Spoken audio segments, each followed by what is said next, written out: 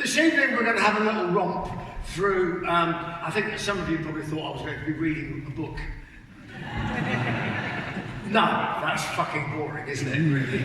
You pay a load of money to see a bloke read a book. Well, I write a book, you read the book. I write the book, you read it, all right. This is going to be a little bit of a romp through life, the universe, and various things in general. And then I'm going to answer some questions, and you've written them out very, very nicely, very eloquently for me. But let's get started. So how on earth does a guy who's like 60 years old now, and looking like the bloke in, whatever, the Lord of the Rings, you know, Legoland, whatever, yeah, people become Gandalf, I'm almost Gandalf, but just about 2 meters too short. But, so how do I get from there from birth to Iron Maiden and everything else? Well, it all starts sort of, oh, are you English? You know they're English. You know they're English. If it was English, you'd be sorry. Oh,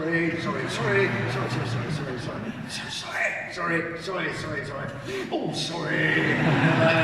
It wasn't me. It was my dog. Yeah. But anyway, so you okay? You all right? You sure? You look all right. Yeah. Right. So here we are. Look at this guy. This is me.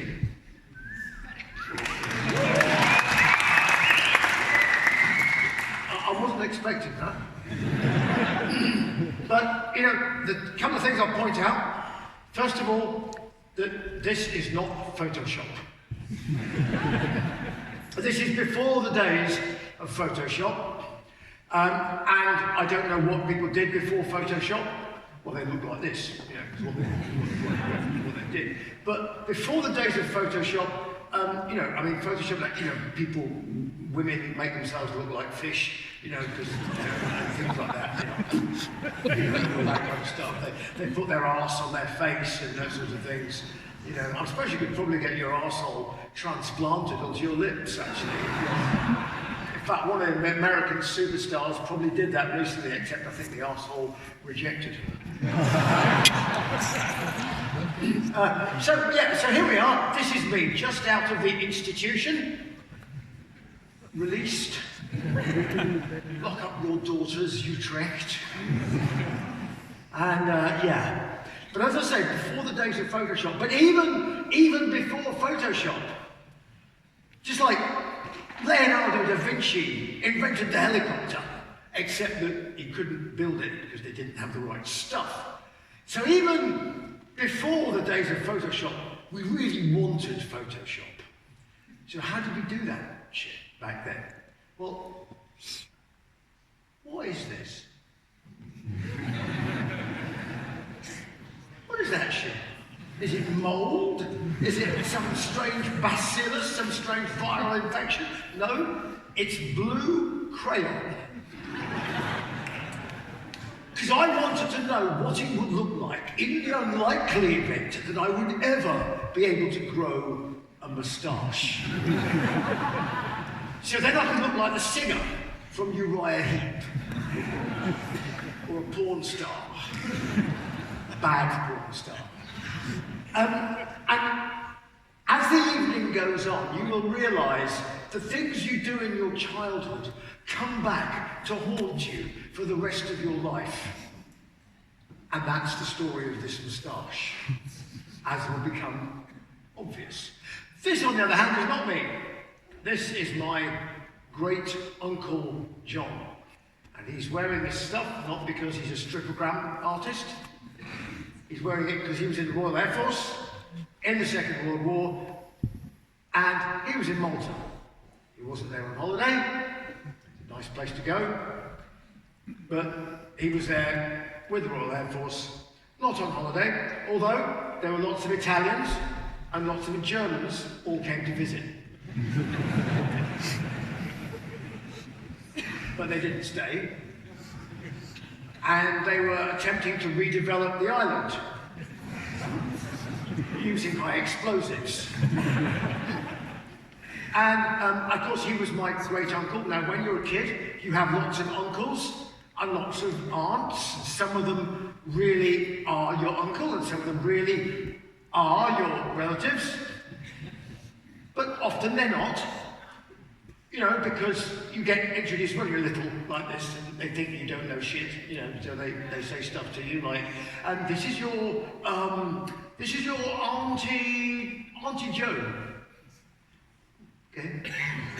Auntie Joan comes round quite a lot to see your father. She's not my auntie though. No, she's sort of your auntie. She might be one day, you know. So, you know, uncles and aunts, but this guy, my Uncle John, he really was my great Uncle John. And because he was in the Siege of Malta, he told me all the stories about the Royal Air Force, about aeroplanes, about engineering, and that fired up my passion for aeroplanes and eventually airships and things. Oh, fucking hell, what's wrong with you? Why are you sitting up there? Are you throwing things at the people opposite? What are you doing? Is it like, you know, I mean, have like, you have like sort of semaphore to signal to the people opposite. Yeah, I mean, plenty of seats down here, you know. I mean, it was sold out yesterday. Yeah, so anyway, so my Uncle John, so he's in Malta, and imbuing me with the spirit of all things aeronautical, aviation, and all that kind of stuff. He was best friends with my grandfather, and I was born in my grandfather's house, a place in England called Worksop. Now, Worksop is an odd place. There is no other place in the world called Worksop. There's probably a Utrecht in America. No? There must be a Utrecht somewhere. Afghanistan, maybe. Little Utrecht. Anyway, maybe it's a similar situation to Worksop, you know, whereby there's only 3 people come out of Worksop who are kind of famous, you know. One is a golfer, Lee Westwood, which is not much use to me, because I don't play golf. I'm with Mark Twain. It's a good walk, spoilt. And then there's Donald Pleasance, the baldy kind of actor that always played sort of like sinister, slightly creepy people. But who also was a Bond villain, and he did the famous, "I expect you to die, Mr. Bond." So him, and then there's me. So there was the road in and the road out, and in between there was a coal mine. And that's where my grandfather worked. He was a coal miner. I was born in his house, on the upstairs floor in the bedroom, to my mother's great surprise. Not the bedroom, just the actual birth was a great surprise. And she was 16, so a few things were a bit of a surprise to her.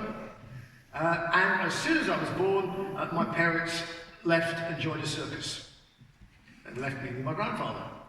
Can you imagine the trauma of finding out later on in life that your mother and father actually had left you to become a performing dog act? I've got a picture, I found a picture when I was about 15 or 16, and there's my mum in a leotard, sort of going like this, and there's Dad holding a hoop, and there's a dog, a real dog. And like one of those little yapping dogs, sort of the ones that you can play rugby with, you know. And I'm going, what the fuck was going on, you know? What was in your mind? But I spent 5 years with my grandfather, actually having a terrific time. As I said, he was a coal miner. We used to go on walks. I used to be told stories by my Uncle John, stories about Malta. Later on in life, I ended up in Malta, actually running a small airline. Of course I did, right? But I got chatting to somebody, and I said, my uncle was here during the war. And they're going, oh yeah, I remember that. Yeah. My dad used to tell me stories. He was a child in the war, you know, and the air raid sirens would go off, and then sometimes people would go to the shelters. And sometimes they just wouldn't bother. I mean, why the fuck would you not bother to go to the bomb shelters? He said, oh, it was the Italians. I I said, what do you mean it was the Italians? He goes, well, they said, everybody was saying, no, don't bother going with the Italians. They used to drop the bombs in the water, turn round and go home to go and fuck the mistress and have a glass of wine. You know? They didn't want to kill anybody, you know. The Germans, on the other hand, were, how can we put it, altogether more efficient. So for the Germans, but now, of course, all of that's over and done with. That's never going to happen again, one hopes. We're all good friends together and everything.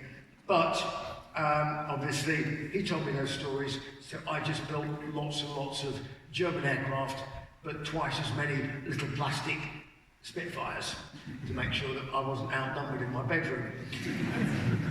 So anyway, so there you are. So that's the initial bit of my childhood. I went to local schools. I was told that some of the schools I went to were really tough. Well, I didn't think they were, but there were some tabloid newspapers that allegedly found something about my primary school was a primary school that was so tough that the 5-year-olds were beating up the teachers. I found that hard to believe. I think it was the other way round, but never mind. So anyway, I went to school, and then my parents came back. And they went, hello, we're your parents. I went, since when? The beginning of my problems with authority. I mean, the first problem I had with authority was actually being bored. I mean, have you seen 2001: A Space Odyssey?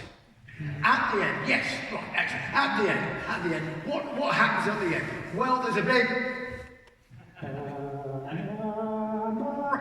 big fetus drifting through space, fat, dumb, and happy, sitting there in its little sack. Lovely, great. What happens at birth? You're dragged out, you're just kicked out of this lovely, warm environment into the light. You know, somebody slaps you around the head, screaming. I was like, I want to go back. I want to go back in there. I actually took the umbilical cord, wrapped it around my neck, and went, I'm strangling myself until I go back in my fucking mother's womb. What is going on? I hate this place. Life started out as a bit of a struggle, you know. And carried on. So now my parents come along and say, right, look, you know, we're your parents. I went, and? Oh, fuck you. You know? So that becomes a bit of a pattern as well. So between the moustache and, you know, parental authority, then things starts to go a little bit interesting. So I went to school, several schools.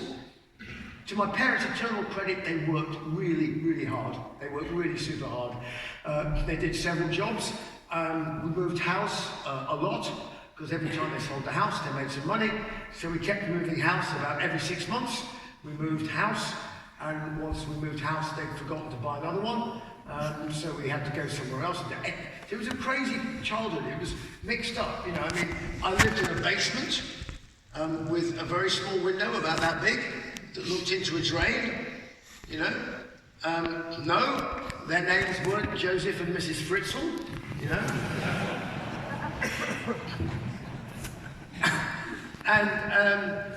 So they were friends. Next door neighbours, in fact. We'd hear them tapping on the wall, you know. But so we did that, and they decided that they would send me to an English public school. Because they made some money, and they didn't want me to be a coal miner or something like that. They wanted me to be a doctor or a dentist or an accountant or a lawyer, or just please shoot me now, will you? You know, or the sort of places that, or maybe even a politician. Mm-hmm. Because, you know, the English public school, I have to explain this to Americans, because they think that an English public school means a place where members of the public can go.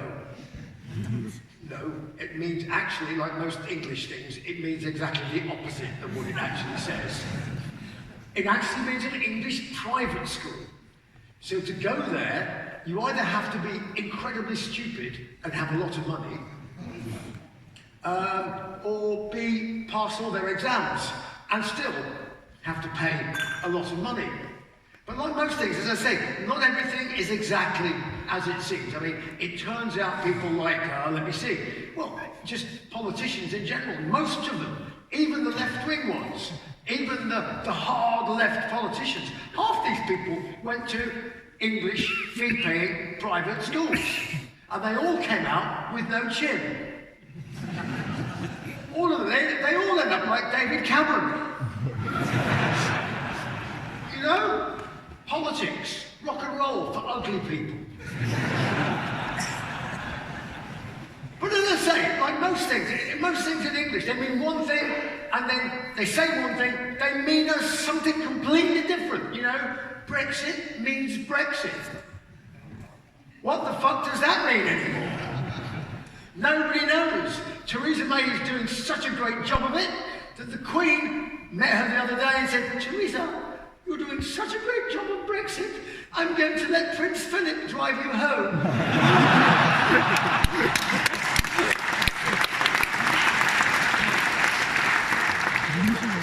So I went to an English private school, right? Because they didn't want me to turn into a horrible yob or somebody with opinions who swore and said, fuck this and fuck that all the time. All right? So, it completely had obviously failed miserably. So, on what basis did they send me? There were quite a few of these schools around the place, so we had to pick one. Well, I didn't really get much of a choice in the matter. But they said, we've got the school for you. I mean, okay, why am I going to go to this place? It was a place in the middle of nowhere, like most of them, because it was a boarding school. You went there, and they just threw away the key, and forget about you for, you know, the next 5 years. And they said, look, we've got sort of, basically, we're going to send you to this school because your aunt, my real aunt, yeah, your real aunt, is the cook. You're going to send me to school on the basis that my aunt is the cook. Call me dumb and stupid. Is she going to help me with my quadratic equations? Is she good at history? I understand I'm going to have to study Latin. Does she speak Latin? She said, no, but your aunt being the cook, you know, she might be able to help you with some moral support. I went, okay, all right. Well, that sounds like bullshit to me, but I'll go with it. So I did all the exams and I got into the school and then I turned up. And 2 weeks after I got to the school, I was in hospital with food poisoning caused by my aunt. Do you know how many colours there are in the human body? More than you can ever imagine. Just when you think you've seen brown, green, red, purple. Purple? Where the fuck does purple come from? And then you keep going, there's another one. There's tangerine and everything else. And it goes on. You have so many fluids in you that you have no idea about. And I was there for 4 days, like leaking fluids from every single orifice of my body going, thank you, Auntie D, for doing the fucking cooking, you know. Anyway, so I get to school, and guess what? Guess who has a bit of a problem with authority? Now, of course, you know, whilst I was up there at school, we had a system. There was always a system in the house, as it were. And I wanted to know why it was that whenever anything shitty had to happen in the house, like cleaning out the milk bottles or scrubbing the toilets clean with a toothbrush, it was me. And they said, because you are at the bottom of the list. I mean, well, why am I at the bottom of the list? Out of interest. Because you are. Yeah, but why? Well, you just are. That's the system. I said, well, why is the system like that? On what basis am I on the bottom of the fucking list? Who made up the system that put me on the bottom of the list? How do I get off the bottom of the list? Trouble is, I'm not very big. I'm, you know, as you can see, like, you know, And every single person I'm saying this to is at least a metre bigger than me. And bear in mind, this was a school in which, of course, you know, it was legal to actually beat up the children. So we had, you know, teachers who were allowed to beat us with sticks and draw blood from various parts of our anatomy. If you've ever seen any of the films about the Royal Navy, you know, back in the 18th and 19th century, when they would strap people to a board and beat them until they bled, that's what parents paid their money for, you know? So, you know, in some elements of society find that enjoyable, but it tends to be consensual, you know? We didn't get the fucking option. And part of that was the idea that bullying was kind of acceptable because it kept the system in its place, you know? So if you had the temerity, as I did, to go and say, no, I think it's a stupid system, then somebody much bigger than you would eventually do something like, look, why don't you just shut up, Dickinson? You're a nasty little piece of boom that would hit you. And because they were 2 metres and you were only 1.5 metres, you would go down. And I'd get back up again. And I'd go, well, now you just proved how really fucking stupid you are. Boom! And they'd hit you again. And you'd go down. And you should stay down. But being me, the other problem I have is that I actually am a bit stubborn as well. I got back up. And I went, I still think you're fucking stupid. And then it hit you again, and you go down. And I get up and I go, you're not learning, are you?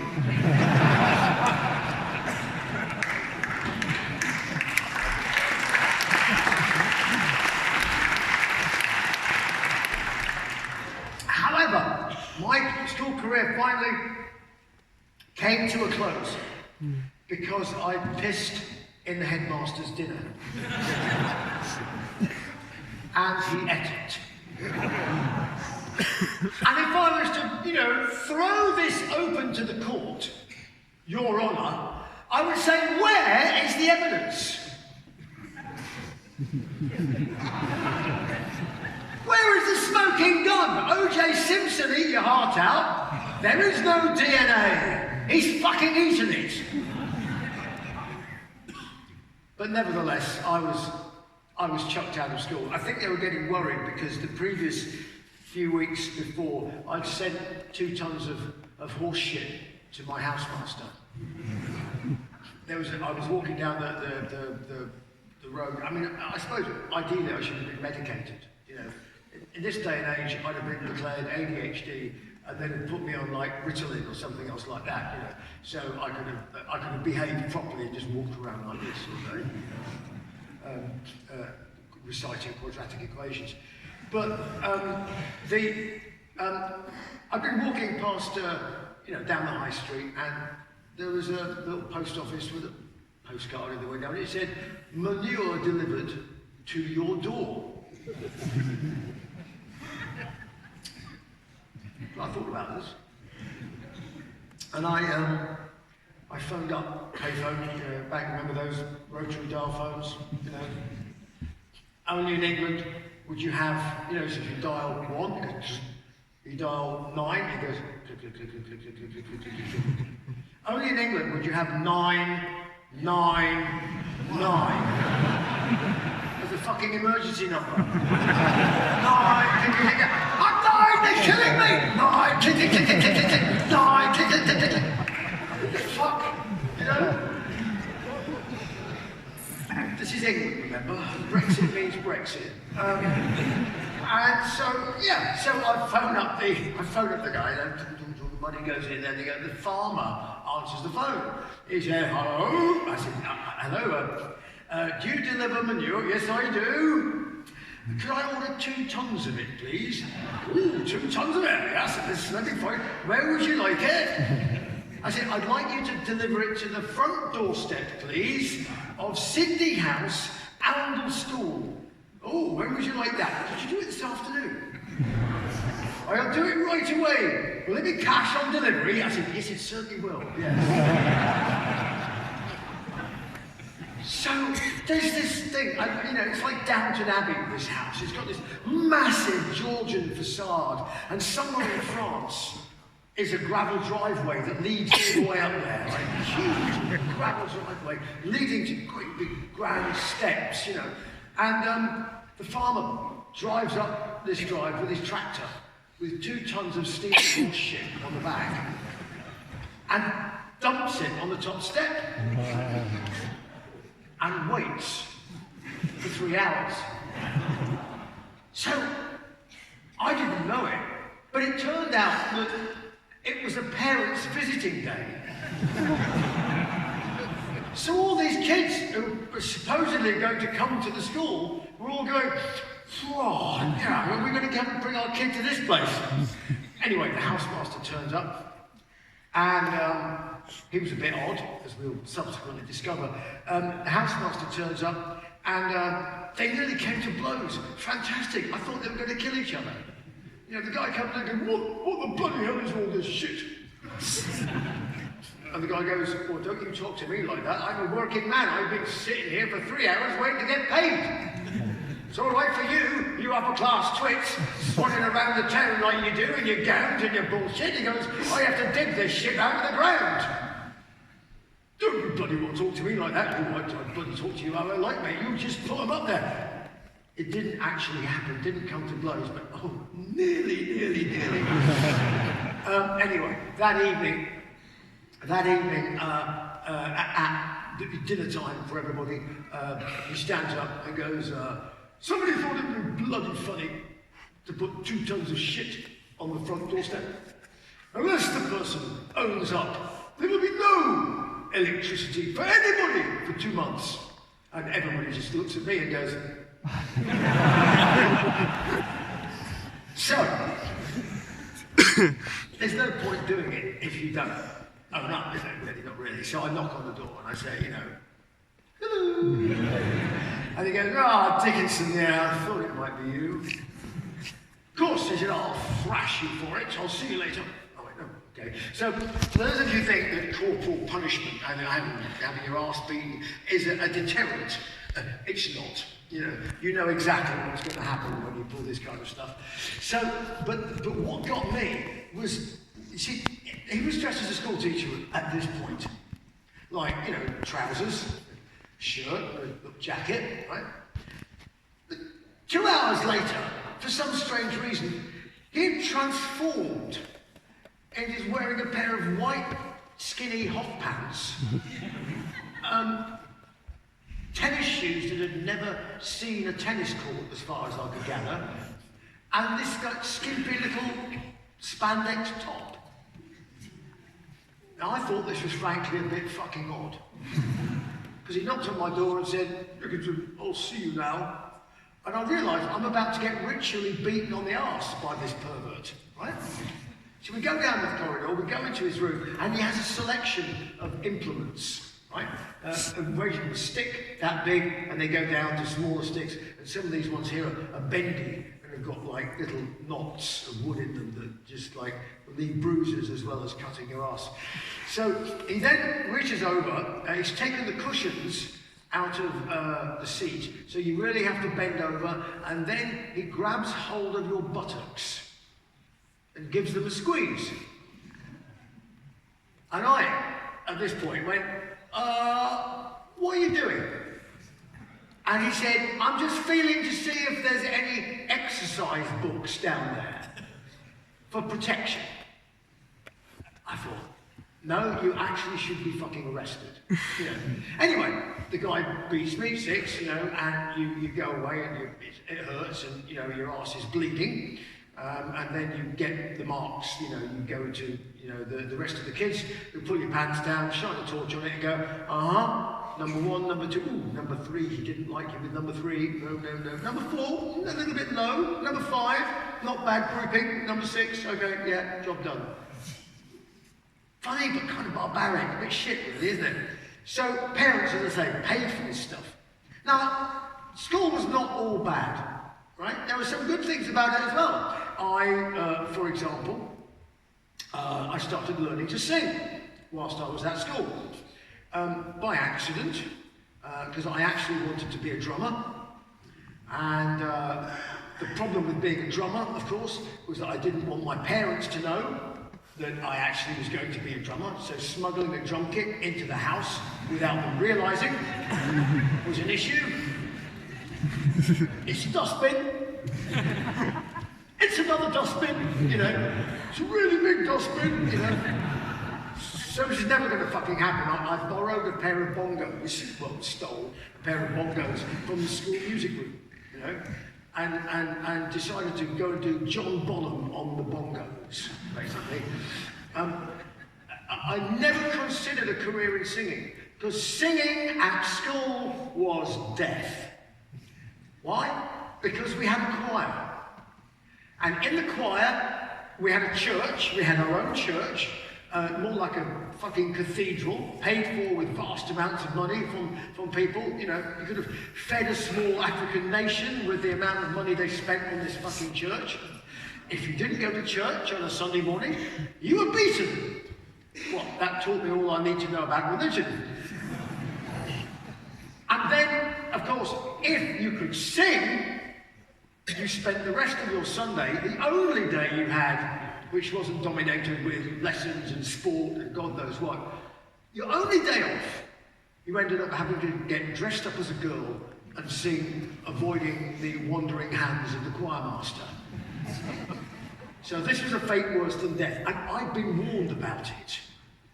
So we had a music teacher, a different guy. He was completely barking mad and stone deaf. And what he would do is he would pull up he'd get behind the piano and you would wander in and he'd say, "Oh, Dickinson, come in. And it was a singing test. It was known as a singing test. And he'd play a note on the piano and he'd go, bong, and you would reply, in my case, bong. He'd go, that's not satisfactory at all. Try a different note. Bing. And I'd go, bong. And he goes, oh, I won't do it all. He wrote out a big thing, and he gave me a certificate. And I went back to the housemaster, and I went, I have a certificate, sir, about the choir. It went, Dickinson, non-singer. So anyway, then I was playing the bongos. And we decided to form a band. My first band ever. And we had my buddy, Mike Jordan, was on the bass guitar. He made his own bass guitar. I thought that was incredibly cool. You could do that in the woodwork shop, you know. And he was from Australia. We used to go and play war games with little plastic soldiers on Sunday afternoons. You know, refight the Battle of Waterloo. Never, ever actually finished it. But, you know, he's a very tall guy from Australia. And I used to feel so sorry for him. I used to think, God, you know, your parents must really fucking hate you to send you all the way from Australia to a fucking place like this. Poor bastard. Then we had another kid who was on guitar, and he could play half of Stairway to Heaven. Fucking genius immediately, right? And then we had the other guitar player who only had 3 chords. So between 3 chords, half of Stairway to Heaven, and the homemade bass, and John Bonham on the bongos, we said, what can we possibly play? And somebody said, well, why don't we do the Beatles, Let It Be, because that's just about got 3 chords in it. And we said, Beatles, Let It Be. And so I said, well, does anybody know the words? And somebody said, well, it's Let It Be, Let It Be, Let It Be, Let it be. Let it be. Whisper, blah, blah, blah. Let it be. Let it be? Yeah, let it be. I went, this fucking music business is great. People get paid for doing this, you know. So, we start. And I'm on the bongos, you know. John Bonham, when I find myself in times of trouble, right? And everybody's going, oof, oof, oof, oof, like that, you know. My hands are raw and bleeding. And Mike, who is actually in the choir, is the singer. But he has a bass voice, which is weird. So he's doing this, when I find myself in times of trouble, Mother Mary comes to me. I mean, you're an officer of the law? What is that? Speaking rules. Then we get to the chorus, of course, and this is where it really starts to fall, because he's like, you know, let it be, let it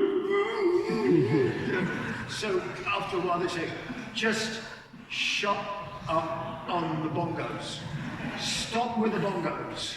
Just give him a hand with the singing, right? So, okay. So, you know, we get to, you know, let it be, let it be, let it be, let it be, whisper words and words. Okay, shut up, you're the singer. And what do we do now? And then we split up. It was the perfect union, you know, we split up artistic differences straight away. And I was just considering the ramifications of like, ooh, maybe I could sing. And then I pissed in the headmaster's dinner. Not as a direct result, it wasn't directly linked. I mean, it was actually an act of revenge, because the headmaster had performed this act of savagery really on about 30 kids. There was a sixth form lecture, fifth form lecture. I was in the sixth form, which is like just before leaving, you know. And some guy walked up Machu Picchu, right? He wasn't the only person ever to have walked up Machu Picchu. It's really quite popular.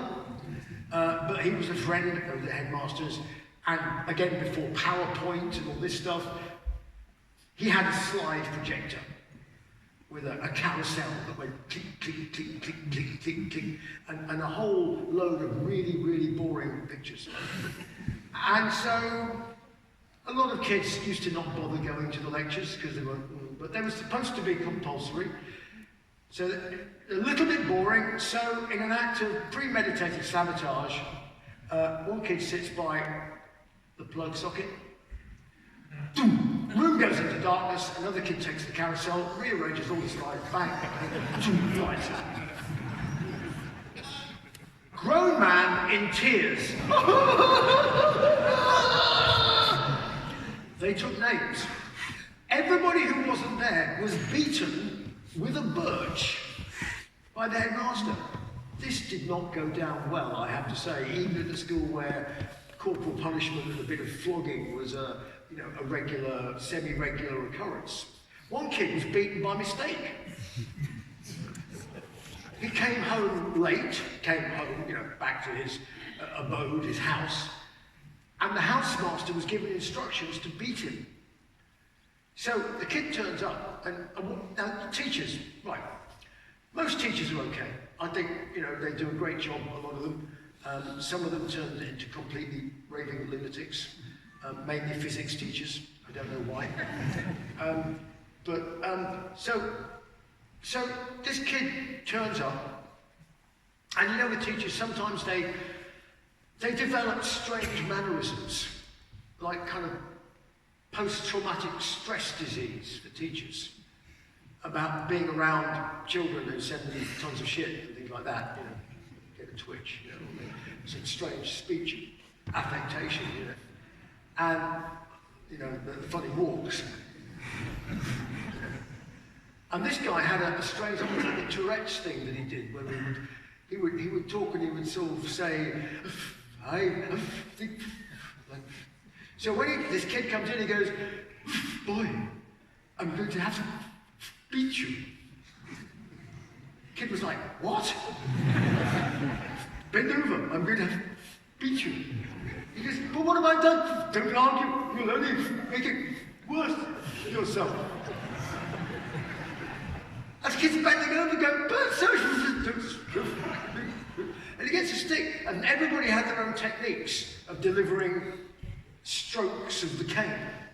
This guy's was particularly sadistic, because he He used to take a long walk.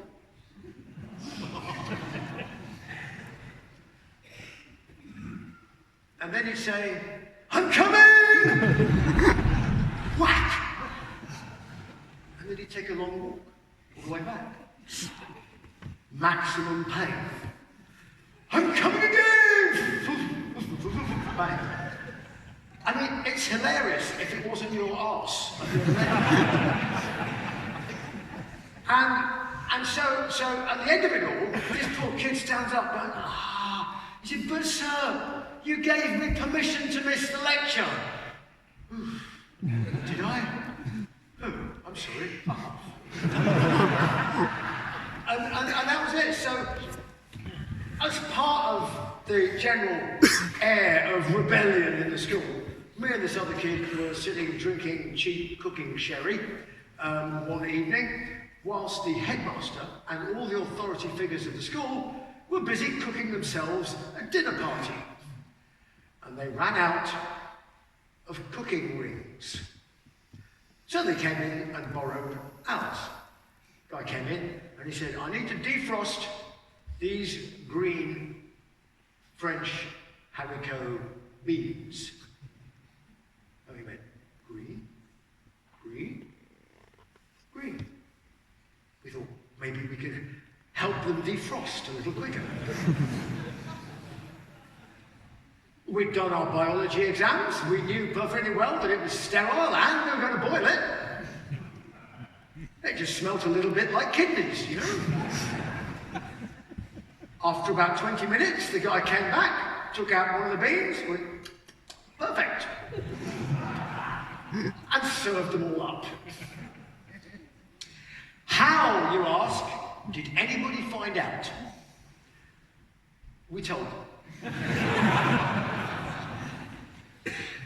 We knew that there was a bar in the house which sold real ale. That was the other good thing that happened to me at school, is I discovered beer.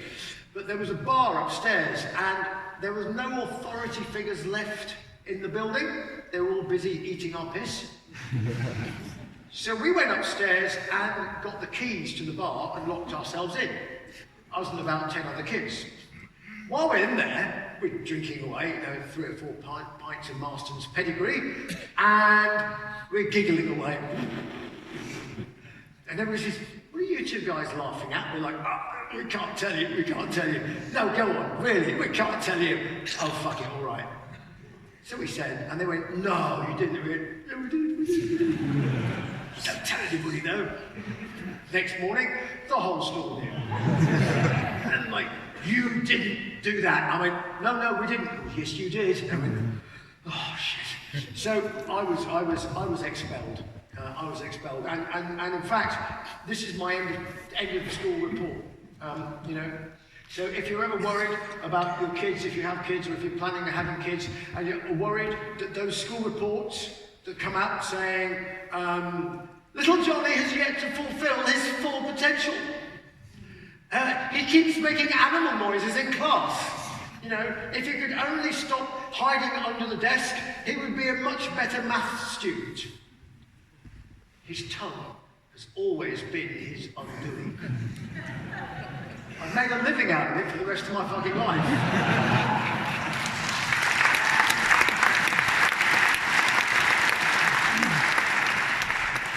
But one thing leads to another, and I went to university. I really did go to university. I don't know how I got in. I think mainly by fraud and bullshit. But I got into university, to London University, and I did 2 words, modern history. Just thinking about the words modern and history concerned me for a long time. I could never make sense of it. But in the end, I got my degree, mainly out of guilt, at the government having given me money to go and, you know, study. So I got my degree. For the last 6 months of the 3 years I was there, I actually found out where the library was. And I got the same degree as everybody else, as we used to call it in England, Desmond Tutu. And yeah, there were 42 of us on the modern history course. One person got a third-class degree, and we never knew who he was, because we never saw him. One person got a first-class degree, and nobody had ever seen him either, because he was always in the fucking library. 2 people got 2 1s, and they were the people that only drank orange juice in the bar. Everybody else, including me, got a Desmond, a 2-2. Some of them worked extremely hard. I was very lucky, I didn't do any fucking work at all. But what I did learn was an enormous amount about music, because I was the college social secretary, which meant I booked the bands, which meant I could do the roadieing, which meant I met some of my heroes, Ian Gillan and people like that, Hawkwind and Lemmy and some old jazz people. I talked to them, and I was in bands at college as well. And to whiz through my college career, I ended up getting a job in this band. This was my first professional band, although let's not get too excited about the word professional. Professional meant we were actually paid money, not much, but we did actually get money, and we did make albums. We made 3 albums and a live album. Samson, we were called. We were part of the new wave of British heavy metal, the Nwabum, which was a ridiculous name made up by a bunch of music journalists drunk in the pub one afternoon. And when they'd finished and stopped falling about laughing, they'd created this as some new movement. Yeah, the truth was there were lots of bands hanging around, and we all knew each other. So we all knew Iron Maiden, they knew us, you know, and all the other bands that were around in sort of 1979, 78, 79, 1980. So this was my first band. Now, here we are, for example, you know. You can see here, this is one of our publicity photographs. Sets the tone. You might think that only people who were on drugs would take a picture like this, and you'd be absolutely correct. I'd already discovered marijuana at university.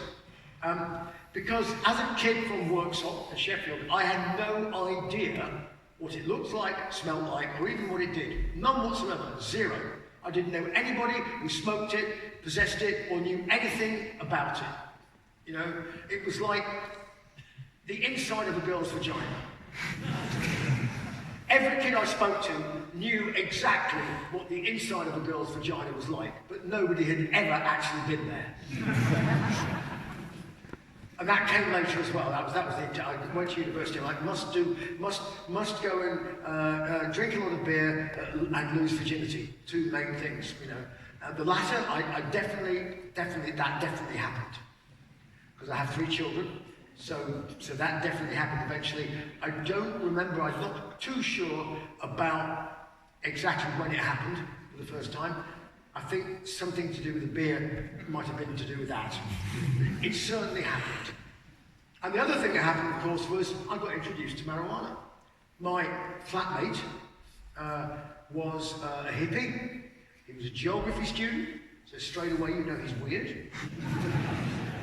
And he had these little John Lennon spectacles and a goatee beard and a headband, long hair, Afghan coat, absolute proper hippie, right?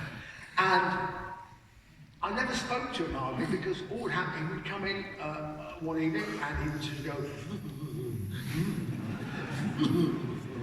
door would slam, and this strange smell of like burning human hair would come under the door. That was as close as I could get, because I had no idea what it actually was. And then one evening he came in and knocked on the door, and he sort of went, and I went, I think I understand what, yeah, I'll come into your, I just wanted to see what his room looked like. I didn't even know what his room looked like. And I went in there, and it was like a yurt. There was a carpet, like this, but it was on the ceiling. And on the walls, everywhere except the floor. And I thought, well, this is kind of odd, but cool. And then he did this funny thing with a glass and a piece of resin and a pin and a badge or something, and the ritual, and set fire to it and put a lid on it and then smoked it. I thought, this is fucking complicated. I have to do this, you know. And so then I did, and I made all the funny noises, made funny faces. And a few things were funny that weren't funny before, and I was hungry. Well, that's marijuana for you. And then, so I knew what marijuana was. There were a few other drugs that I had no idea what they were at all, but I was about to find out. So I get to Samson, and our first day of rehearsing, I finished my exams in the morning. Right, so I'd done my history exams in the morning, and I turn up to rehearse with these guys. Imagine, I'm going to be in a rock and roll band at last. I'm going to be paid like £20 a week, which is a fortune, better than zero. And I turn up, and the first thing I noticed was the bass player, Chris here, was very pleased to see me. So pleased, he kept jumping up, he goes, oh, and I noticed that he'd missed, when he was putting talcum powder on, in the morning, he missed it and he put it on his nose instead. And I thought it was an odd place to put talcum powder. But as I say, he was really, really pleased to see me. I had a look at the drummer. Here's our drummer here, this chap, here. We'll get to him in a minute. He wasn't doing much, because he was sitting on his drum kit upright, but completely unconscious. Because one half of the rhythm section was speeding out of his brains, and the other half was unconscious on mandrax and downs. And the only reason he hadn't actually fallen off was there was a wall behind him. Every time he fell back, like that, And then there was Paul, our guitarist, whose band, he started the band. The band was named after him. And he was busy smoking while I went, I know what that is. That's a joint. So he was busy smoking a joint. And I said, being the only one that was completely straight at the time, I said, are we going to rehearse today? And he went, maybe. So I went, just going to pop out for a minute. So I went down the pub, drank 4 pints and came back. So then we had one person drunk, one person stoned, one person speeding out of his brain, and one person out of his mind on downs. Basically, we continued like that for the next 2 years. Which led to all kinds of interesting scenarios. So, we fired our management one day. And we all got completely wrecked and wrote out on a piece of paper, we don't like you, we think you suck, you're fired, or words to that effect, put it in an envelope, and went over and stuck it under his door, and went, oh, that's him, who's mine? Next day we got a very grown-up letter back, we had like lawyer written. And to paraphrase the 7 pages of words, it was like, you're fucked. Properly, legally. And we were on tour at the time, promoting an album, and we had a PA, we had a light system, we had a road crew, and then we didn't. Because we'd been injuncted, we were not allowed to spend or receive any money to do with the music industry. So the PA disappeared, the lights disappeared, and the road crew disappeared, all except for one, who we threatened to beat up if he left us. A complete foolish person. He agreed to stay. We were driving around in a car which was listed as stolen, driven by our tour manager, who was a devout Buddhist. And I imagine that, seeing as his name is Brian, thought it his duty to help us out, that's why he stayed. Because he was driving a car with clouds of marijuana smoke coming out of all the windows. And we also had a plastic snow goose taped to the roof. And in this stolen car with a snow goose taped to the roof with clouds of marijuana smoke billowing out behind it, we drove the length of the United Kingdom all the way up to Scotland without being stopped once by a police officer. Which I found strange. And we got to the top of Scotland, and we got a message in our little guest house saying, you have to come back to London in the morning, for the morning, overnight, to go and see the barrister. We were on legal aid because we had no money, didn't have a pot to piss in. So we said to Brian, you have to drive us back to London. Oh, London? It's a long way. I should be awfully tired. Well, Brian, take one of these little blue pills. What is it? Just take the pill, Brian. What will happen if I take it? Well, nothing nasty. Just take the fucking pill, Brian. So we get in the car after the gig. Start the engine.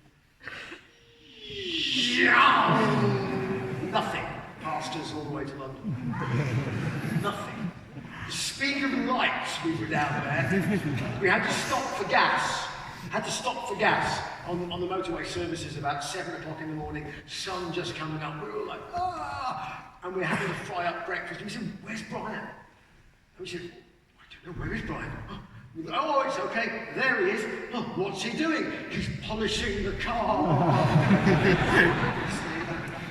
And this was our lives. I mean, completely mad. But we had our drummer, for example. This is our drummer. Thunderstick. Now, Thunderstick was an interesting character because he had actually been in Iron Maiden for one gig. And the story I was told was that he lasted one show and actually in the middle of a pub gig with not very many people in the audience decided to do a drum solo. So everybody sort of went, okay, drum solo then, okay. And then some people were talking at the bar, so he stopped his drum solo, stood up and went, silence! And listen to the master!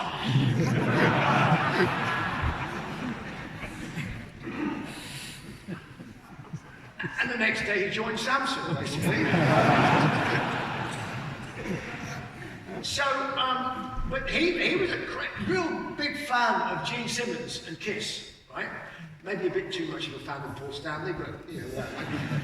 And so he developed this persona based on his other bands that he loved, which were The Residents, Devo, and bands like The Tubes. So it was this strange concoction of sort of Gene Simmons and the Anonymous Sting and some pretty oddball art house bands. And he developed this persona called Thunderstick. And in character, which he is there, you see, he would utter no human sound, which makes sound checks interesting. Because you just sort of go, enough bass for you on the drums, Mr. Stick? And he'd go, take that as a yes then, you know. But the biggest problem we had, you know, we did actually have some success. You know, we didn't headline, but we were, you know, doing wedding festivals and things like that, and we got the album was in the top 40, maybe even just in the top 30, I think, maybe, you know, one of our albums. But this business here, the same year that we were on the front cover of magazines and articles, you see, there was a mass murderer in the United Kingdom called the Cambridge Rapist. And he wore, guess what?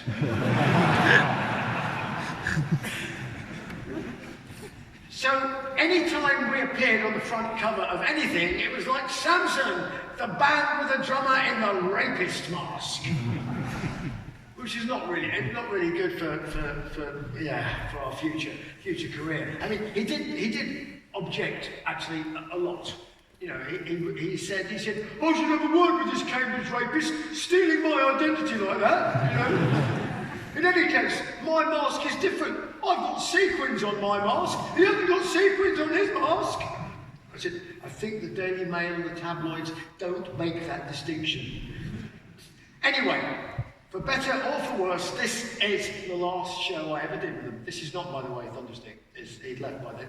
As you can see, we still had no money. We could only afford half of the time. But that was the gig. That was Reading Festival. That was the last show I ever did with them. And it was the show at which the manager, Iron Maiden,